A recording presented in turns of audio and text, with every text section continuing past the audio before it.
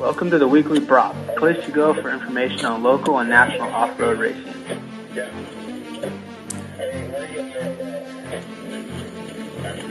We have some exciting stuff planned for this year, including guest interviews, season previews for OMRA cross country and GP racing, the Team Taurus Mega Crown Series, and some insight on the GNCC, WORCS, Enduro Crossing, and National Enduro Racing Series. Stay tuned to either Reid or Don's Facebook for more information and what we'll be talking about each week. Hey everybody, welcome back to the Weekly Braaappp. I'm Reid Brown. I'm Don Matheney. And today we are going to be talking about the AMA National Hare Hound Series. So basically we're going to be talking about the Desert Masters, kind of the guys that like to go fast but are also really good technical riders. I think we got a pretty good show with talk about pros, some of the faster guys that maybe aren't in the pro class but are riding some of the like 30 pro class, stuff like that. So, even some of the older guys, 30 vet pro guys that are just fast. Definitely. So we got a lot to get to. So let's get right into it. Biggest news I think is probably Kendall Norman. What's he going to be doing this year? Doesn't have a ride. So what have you heard so far? I've heard KTM, but not KTM. I have no idea what he's doing right now. I mean, like, we're all excited to... I personally want to see him on a KTM just because I love KTMs, but I don't know. Yeah, for sure. I don't know. I guess when the announcement came out for the JCR team, he wasn't on the roster, and there was some kind of speculation about what was going on, and I don't really know enough to really speculate about that, but wherever he ends up, whoever gets him is going to be getting a really solid rider. And I know, you know, KTM seems like the natural fit because they're going after BAJA. He's got a ton of BAJA experience, but I guess we'll find out. Maybe, have Kurt Caselli and him on a BAJA team. Ooh, fast guys. Yeah, if they could make the whole race, it'd be lights out. That'd be pretty neat. So speaking of Kurt Caselli, defending series champion. It's a big number one. Yeah, he pretty much dominated this year. Yeah, we got a number one in the background here. But he pretty much dominated this year. He won a lot of rounds, and then really, I mean, he had a breakdown at round one, but he still finished fifth. Yeah.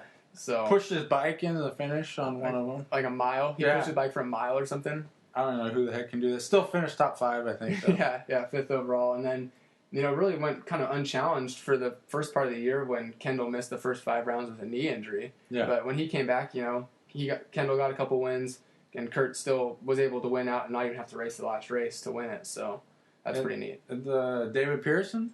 Yep. You know, it seems like that guy is always he's always there. Yeah. I don't know, like a couple years ago, he came back on a factory KTM ride, was doing really good. Yeah. And then this year, he shows up on a Honda. He's doing really well. Now he's on a Kawasaki. So yeah, he's on a Kawi now. I mean, the Parker 250, and he does well. Everything he does. I don't know. He was part of that 6 days team that won the junior truck trophy back in New Zealand. I remember that. So he's an all around good rider. Yeah. He's won the Idaho qualifier a couple times. So David Pearson's definitely going to be good wherever he rides and whatever bike he's on for sure. Yeah. So what about Destry Abbott?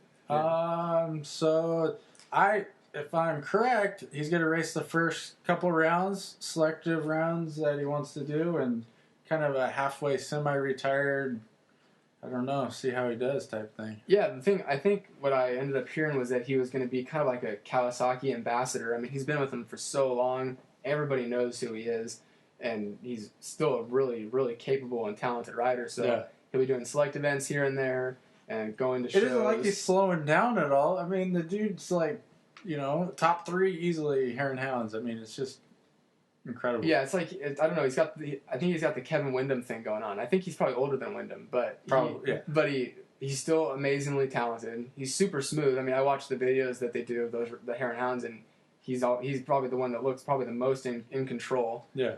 And he's got a huge fan following. He keeps up his website really well, DestryAbbott.com, and he's on the message board as himself. He doesn't have other people answering his fan mail, so he's a pretty cool guy. I mean, more like a personable guy, you know. Somebody you just go up and talk to him, and yeah, he's a true professional, no doubt. So Destry, if you're watching, we'd love to get an interview with you.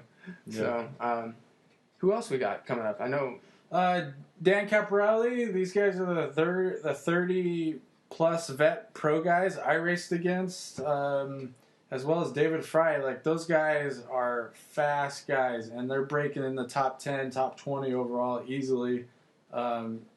I mean, these guys are just aces out in the desert. They're just incredibly fast. I mean, so are these? I mean, I know one thing like we struggle with when Oregonians go down there is we get smoked for the first loop or so because it's so fast. Yeah. These guys must be all around pretty dang talented riders. Yeah, and like it's always the first loop. Everybody's gone. Everybody knows the fast loop. But when you come around the second loop, like, it's more technical. I like to ride the technical stuff. I do pass, or you keep up with people. But like these guys are just gone. Like they're just fast all over the place. They must live there or just do that. For sure. Yeah. For sure. I think a lot of it's probably growing up, racing that kind of stuff. Yeah. We do desert racing and woods racing, but a lot of those guys, that's all there is to ride down there. Yeah. So I think there's probably a big, there's a really special skill that you develop doing those races. So yeah. And someone who's like that, Robert Underwood. Yeah. Who we'll actually get a chance to interview later today. Yeah. He's grown up down there, and that's what he does. He's just like a desert specialist, but he's also a really good technical rider. Yeah, I watched him at a Nevada hare scramble race actually 2 years ago. I mean, I didn't even know the guy at all. All I knew is this guy was on a Kawasaki, and he was flat out hauling butt in Nevada. Out front, it was just like, whoa, where's this guy from? But yeah, he was fast. Yeah, I've seen his name on the results sheets from time to time, and I saw that he was fourth place at the first round. So I'd be really curious to hear what he has to say about the series and what his plans are for the upcoming year. Yeah, it looks like he's been training and all that stuff. Yeah. So, are you going to be trying to go down to the Hare Hounds this year? Good possibility. I know there's the first race. I think the third weekend in January. So. Yeah, we'll see what happens with all that. See how it goes, for sure. Right on. Well, I guess we'll take a quick break, and we'll come back with Robert Underwood as our guest. Woo!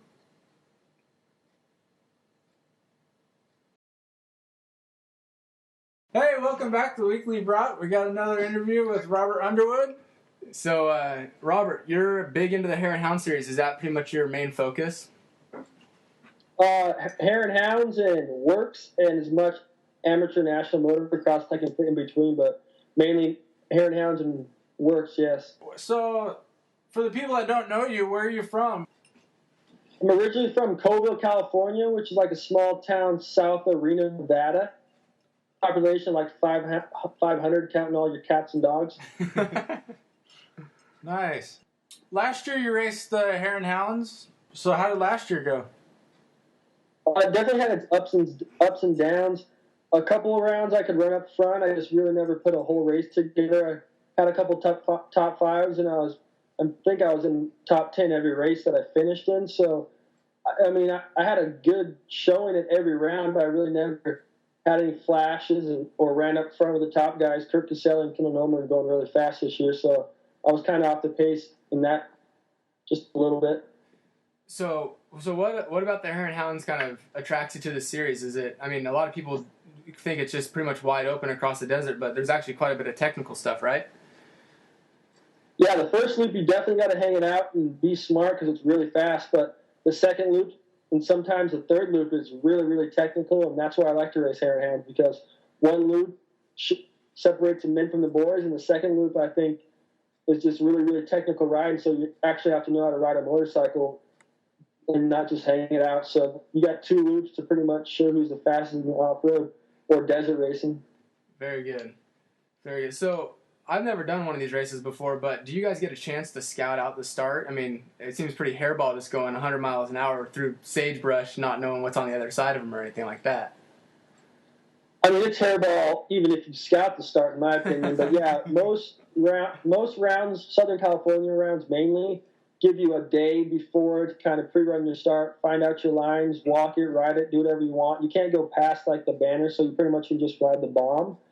But there's some rounds like the Utah rounds or the Reno round that's going to come to northern Reno, like Reno area, that you can only walk it. So, I mean, if it's dusty, then I'll take the risk and try to get a good start. But if it's a rainy day and there's not going to be an issue of vision, then I'll just try to get a top five and just key off of whoever's in front of me. What was your favorite round last year?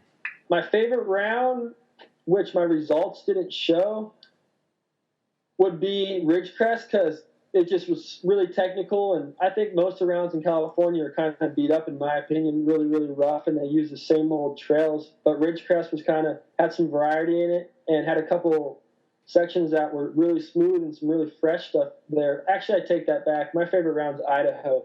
Yeah. I mean, that was a killer race, and it was super technical and a lot of virgin trails, epic conditions, and the top 4 of us, top 4 or 5, had some pretty good battles. So that was my favorite round for sure. The weather was perfect that round. I actually went to that round, and man, it was like kind of snowing, but not snow, and it was like perfect dirt out there.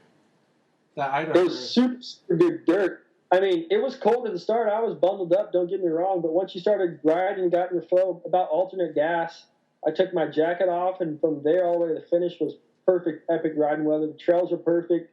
I mean, I couldn't ask for a better day of racing. Right on. So you mentioned earlier that you were kind of into some WORCS racing too. Are you going to be doing most of those this year, or where they fit in? Yeah, I'm going to chase the whole WORCS series, actually. I mean, the future of off-road racing, like it or not, it's going closed course, motocrossy kind of stuff. So I'm trying to get the head start on that and train my rear end off on a motocross track so I can go out there and show what I can do on a closed course stuff. I mean, I love desert racing. That's what I grew up doing. That's my roots. But the reality is, if you want to do this for a living or long term, you got to do it on a motocross track or closed course loop stuff. So I'm going to try to figure out how to go fast WORCS racing as well. Speaking of motocross, I saw a couple of videos you've been putting out there of training. I think you're in Texas or something like that. Yeah, I'm living here in Paradise, Texas. Masterpool, his 956 facility. Jerry Masterpool, a little info on him.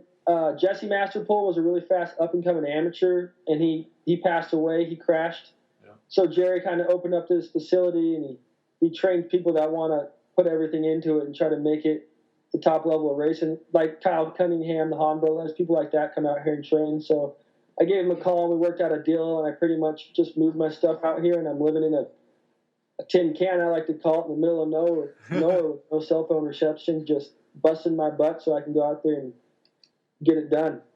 So what are your expectations for this year? I know you were saying you wanted to crack into that kind of top tier of riders. You think that's pretty realistic?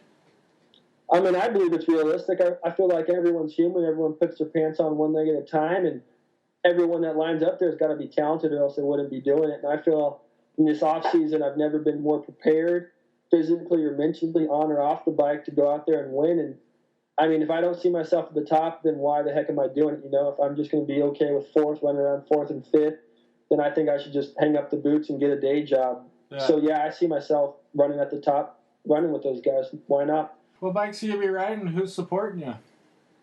I got a Team Green ride again. So I'm going to be back on green. I want to ride the color green as long as I can, as long as they'll support me. So I'm a Kawasaki fan, and I love the way the bike works. And the 2012 machine, believe it or not, is as good as the hype. It's really, really, really comfortable. It's skating. It works great. So I'm looking forward to riding the Cowards this year. Yeah, that's awesome. I mean, I don't know if Villapoto's Supercross opener win is any indication about how good that bike is. It must be something special. So. Yeah, the Monster Cup. I mean, the Nations round one of Supercross. Just look at him. He's on rails out there, and those guys are top level guys, and he's putting them to shame. So he's doing something right, of course, with his work ethic. But the Kawasaki 450 is helping him out.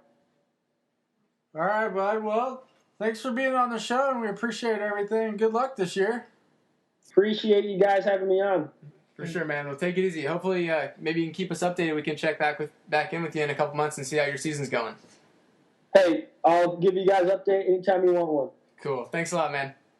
Thank you. All right. KTM Kid Brown. DM3. And that'll about do it for this week's episode. Thanks for watching.